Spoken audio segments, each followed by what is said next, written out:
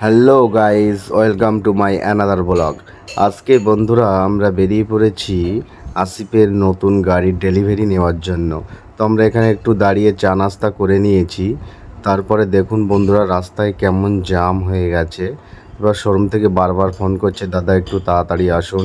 খুব কষ্টসিষ্ট করে কোনোরকমভাবে চাপাডালি পর্যন্ত পৌঁছে গেছি আমরা। তারপরে জ্যাম পেরিয়ে পৌঁছে গেলাম আমরা প্রিমিয়ামের শোরুমে এসে দেখলাম আমাদের গাড়িটা পুরো রেডি করেই রাখাই আছে। দাদা একটু হেয়ার স্টাইলটা ঠিক করে নিচ্ছে, এরপরে নাম্বার প্লেটটা পাঞ্চ করবে। দেখতেই পাচ্ছেন বন্ধুরা, নাম্বার প্লেট পাঞ্চ করছে।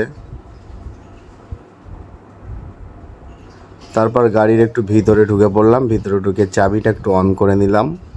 অন করে দেখলাম গাড়িতে কটা এয়ারব্যাগ দিয়েছে। দেখলাম নিউ মডেল গাড়িতে 6টি এয়ারব্যাগ দিয়েছে।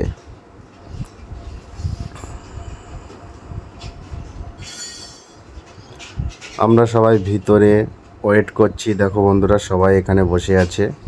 এখানে ডকুমেন্টসের কাজগুলো চলছে। আমার এই বন্ধুটাকে দেখলে না আমার মনটা পুরো ফ্রেশ হয়ে যায়, সব সময় মুখে হাসি। তারপরে দেখতে দেখতেই চলে গেলাম, দেখলাম এখানে কোন মডেলের গাড়ির কী কী কালার ভ্যারিয়েন্ট আছে। তারপর আমার বন্ধু বলল, নাও তোমাকে একটু কফি দিলাম, তুমি খেয়ে নাও। আমিও নিয়ে নিয়েছি। এর মধ্যেই আমাদের কাজও কিন্তু অনেকটাই এগিয়ে চলে এসেছে। আমাদের ফাইনাল সিগনেচার চলছে ডকুমেন্টসের উপরে। আমরা সকলে ওয়েট করছি, এরপরেই ডেলিভারি দিয়ে দিয়েছে দাদারা আমাদেরকে।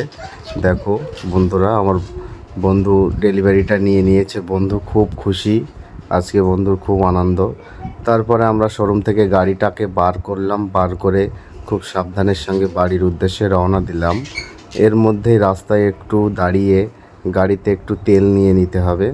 একটা পাম্পে দাঁড়িয়েছিলাম, দাঁড়িয়ে গাড়িটাকে তেল ভরে নিচ্ছি।